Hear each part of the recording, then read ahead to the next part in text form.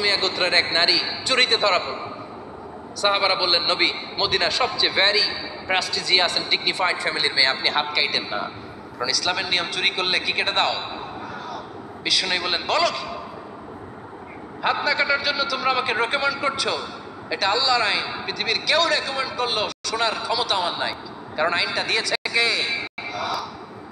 লাউ কানাত ফাতিমাতু বিনতি মুহাম্মাদিন সারাকাত লাকাতা মুহাম্মাদুন ইয়াদাহা। আরে বনু মাখজুমিয়া মেয়ে তো দূরের কথা, আমার কলিজার টুকরা ফাতেমাও যদি আজ চুরিতে ধরা পড়তো, তার হাত কেটে দিতে আমি 1 মিনিটও দেরি করতাম না।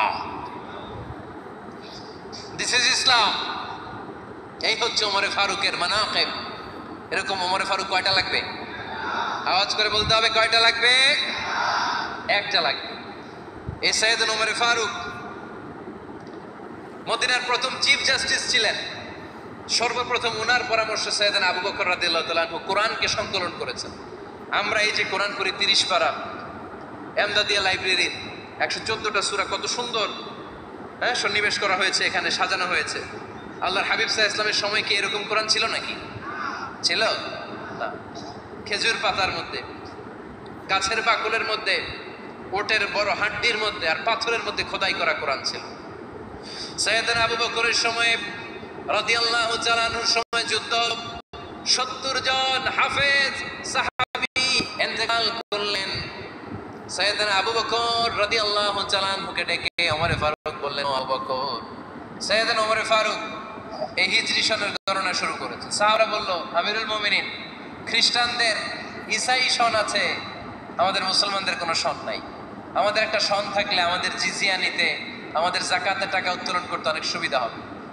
ওমর ফারুক বললেন, তাহলে কোন সালকে হিজরি, কোন সালকে মুসলিম সাল হিসেবে আমরা ঘোষণা দিতে পারি? একজন বলল, আমার নবী যেই সালে জন্মগ্রহণ করেছেন ওই সালে। ওমর ফারুক বললেন, না, আমার নবীর জন্ম আমাদের জন্য খুশির দিন, কিন্তু এটা আমাদের জন্য প্রেরণা নয়। প্রেরণা নবীর কাজে, ঠিক কিনা? আরো কিছু সাহাবারা বললো, তাহলে যেই সালে আমার নবী ইন্তেকাল করেছে ওইটারে প্রথম সাল ধরেন। ওমর ফারুক বললেন, না, যেদিন তিনি ইন্তেকাল করেছেন এটা আমাদের দুঃখের দিন, এটা আমাদের প্রেরণা নয়। আমাদের প্রেরণা হচ্ছে বিশ্বনবীর ত্যাগ, তিতিক্ষা আর কাজের মধ্য দিয়ে। জোরে কোন ঠিক কিনা? ওমর ফারুক বললেন, যেদিন বিশ্বনবী ইসলাম রক্ষায় নিজের মাতৃভূমি ছেড়ে মক্কা থেকে মদিনায় গিয়েছেন, ওই দিনটাকে হিজরি প্রথম দিন ধরে আমরা হিজরি সাল গণনা করে শুরু করে দিব। ওইটাই হচ্ছে হিজরি সন। সেখান থেকে হিজরি সনের প্রবর্তন করেছেন সাইয়েদনা ওমর ফারুক রাদিয়াল্লাহু তাআলা আনহু।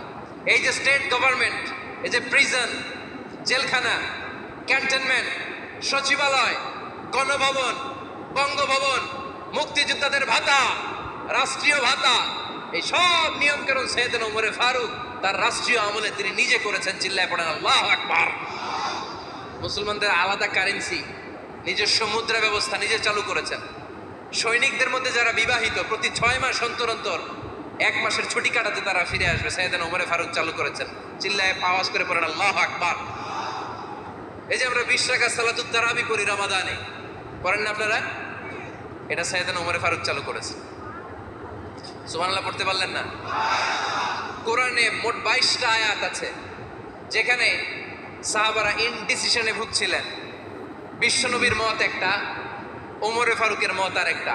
এই 22 জায়গায় আল্লাহ তাআলা বিশ্বনবীর মতের পক্ষে আয়াত নাজিল না করে ওমর ফারুকের মতের পক্ষে কোরআনের আয়াত নাজিল করেছেন। আওয়াজ করে পড়েন আল্লাহু আকবার। এদিকে উঠলেন কেন আপনারা?